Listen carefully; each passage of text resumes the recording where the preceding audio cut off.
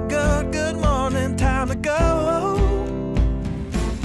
Oh, we are all looking for adventure. We are all looking for adventure. We are all... Welcome back to the 3x5 Life podcast. On this podcast, we talk about mindset, mindfulness, productivity, I feel like gratitude. You're faster each time you say that. I know, I am. I'm just getting better. Yes. Just getting better. Self-improvement all day long. Last week, we talked about choose your hard, and that's become a little mantra for me internally. I really love the concept and talking to the guy I work with about that, correlating to our business. So I hope that one resonated with you. Absolutely. And this week, we're going to talk a little bit about John Kim's work. He's a therapist. I heard him speak, and he was in a relationship that went bad. And at the end of the relationship, he realized a lot of it, he had to look internally at himself and started analyzing who he was as a person.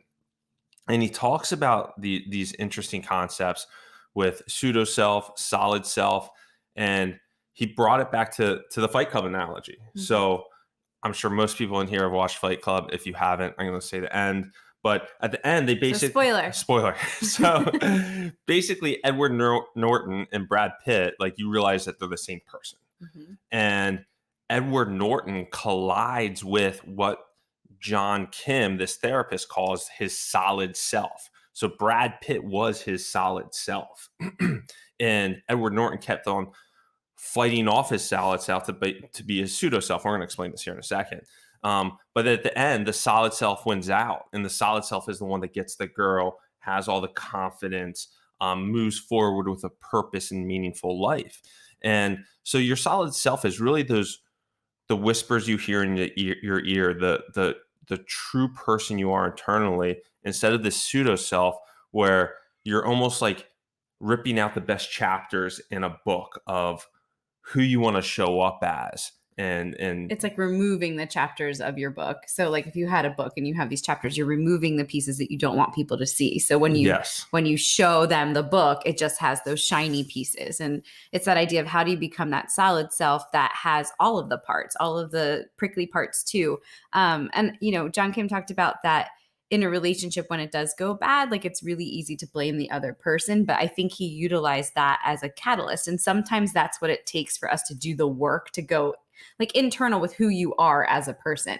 Like, and to be fully transparent, we all do that where we show our best chapters to people. Yep. And I think that is something to remember, that's okay. We want to present ourselves the best way we possibly can. But in order to, he was talking about from the lens of a relationship. And when you are in a relationship, whether that be a deep friendship or a deep family member or a romantic relationship, in order to be that solid self, you need to give the whole book. The whole book needs to be presented in full transparency and vulnerability in order for your relationship to truly work. Yes, exactly. And he also talks about almost like another way to look at it is like the big self versus, the little self. And the big self is, loving yourself from the inside out instead of the outside in. So letting all the outside distractions be what drives your meaning instead of who you are internally is driving, your meaning, your purpose compared to, what your parents want or what external validation, all of that. We spend a lot of time there, right? In that external validation stage of our lives where every choice that we're making is to please somebody else. And so I liked that idea of like inside out versus outside in. I thought that was a really good point too, for sure. The other thing that he talks about and how to kind of like, I guess you can kind of use that inside out as like your compass or like a tool to help you find your solid self. Right. Like stop listening to the noise that's coming in like from the outside and start listening to what are those true, like in your gut feelings of how you want to live and show up in your life. And that would be that solid self that's like speaking to you or whispering to you. He talks about the difference between, and on this podcast, we've talked a ton about self-love and how do you show up for yourself, and you have to have self-love first before you can show up for anybody else. But he put it in an interesting way where he said, even more important than self-love is to like yourself. And so love is something that's like unconditional. Like I will love my kids no matter what they do in the world. Like they can do anything and that love will never ever go away. Or certain family members that you just love because they're your family members. Right. And so you might have these people in your life who you love unconditionally, but do you truly like them? And so that idea of like, and I like my kids for sure, but like, you know, to just the idea that uncle that you love, but you don't really like. So like isn't a choice or is a choice, right? Like you have to choose to like yourself. And so what are those characteristics or qualities that you do like?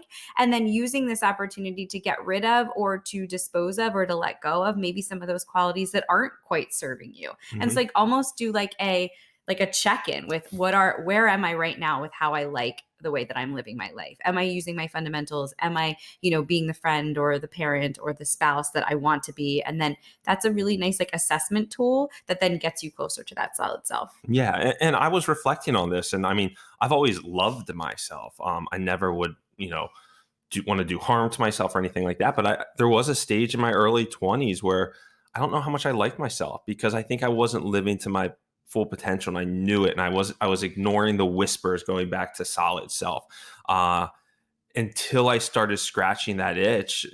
I learned to really like myself, and there was a big transition in my early 20s there.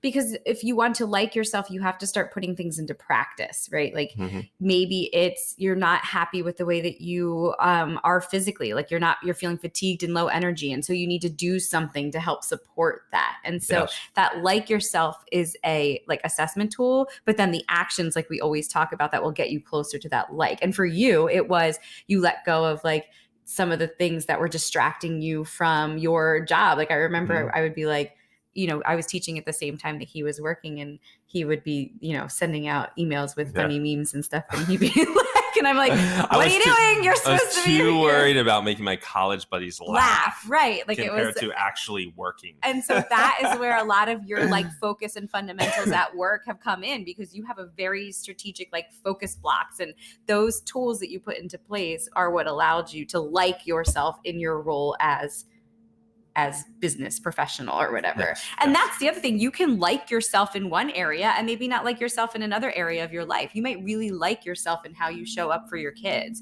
but you really might not like the way that you show up for like yourself in a relationship with like your husband. So this is just, again, we always talk about self-awareness. I think this is an awesome tool. Yeah, I agree. And so the whole point of this and the whole point of this conversation is then knowing inside like what your true solid self is only leads to greater relationships and support in those types of relationships. And you cannot have the best relationship possible without knowing your solid self. And so it's that internal work first. I love the idea of thinking about, like, a lot of times in marriage, we think of two people with separate selves, right? And that's what attracts you to that person.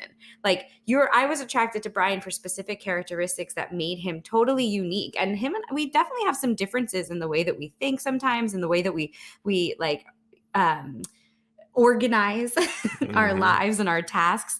But those things about him, like his solidness and his steadiness and his consistency, like for someone who's very airy and flowy, like that was very attractive to me. And so when we get married, it's like these two people become an us. And with the us, we feel like we have to like do these compromising things where we become like one mesh of each other. And like there's a part of that that's good, right? Like we do want to become a unit. But then what happens is you start to lose those original pieces that made you unique and that sense of self. And then you become less attractive to each other. And so in this conversation, John Kim used this analogy where he saw this commercial one time. I think it was a Viagra commercial of this couple. They were in like their 80s and they're in two separate bathtubs, but they're like holding hands. And he was like, that is more appealing to me as an end goal, having two separate entities that come together with like support, love, and like cheerleading. Like we always talk about, I'm your biggest cheerleader. Versus like what we strive for in relationships is we're looking for like passion and who's that person that checks all these boxes. And a lot of times when we're looking for a partner, we're trying to find someone similar to us. But that contrast is like, what is the beauty in the contrast of finding someone who's not similar to you, right? So we look at like the picture of like, we want, you know, a hot tub with a woman like all over the man in the hot tub. And that's like that passion piece of what we strive for in relationships. But what if we redefine that as just finding these two people who have these unique, wonderful sense of self that then come together, and that they use that as a way to connect versus like melding or meshing or melting. Yeah. I don't know. I just thought that was like a really cool visual. It is a fantastic visual. And in this relationship too, I mean, everybody's looking for the pot of gold at the end of the rainbow, you know, of what they're striving for, what the perfect ideal relationship is, or what we're all, the house we want to buy, or this vacation we want to go on. And we have to look for the coins along the rainbow. Especially in relationships. Yes. Because there's just coins sprinkled throughout the rainbow. So as you're going on this journey together, to be present in those little, you know, micro moments of joy together. And celebration of like, well, yeah, that present of like what's going well right now. I think that's really important. We wait and wait and wait for our relationships to be perfect. And when they're not perfect, there's that shame and blame game. And if you can like harness those moments where it's going really well and like shine a spotlight on that and communicate that with your partner, I think that is so much more powerful than continuing to just like wait for it to get better. Yeah. So I liked that idea too. Yeah, exactly. Anyway, this Anything was else you want something to share here that we've been, you know, bouncing back and forth since we both listened to the podcast. And I think for a woman who in their in your 30s, well, I just turned 40, but in their 30s, I think women specifically, and this might be stereotypical, but I think we have like kind of like an existential crisis of like identity and who we are, especially after you have children.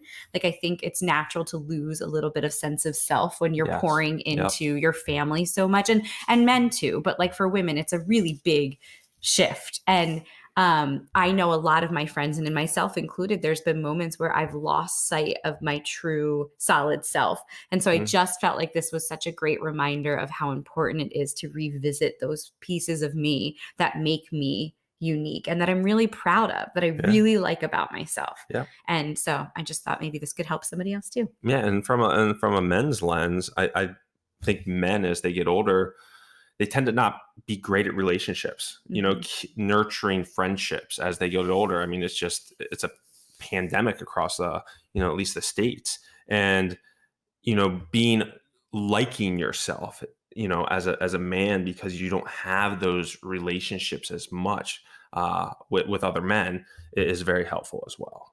For sure. All right. We went a little over this one, but we were excited about it.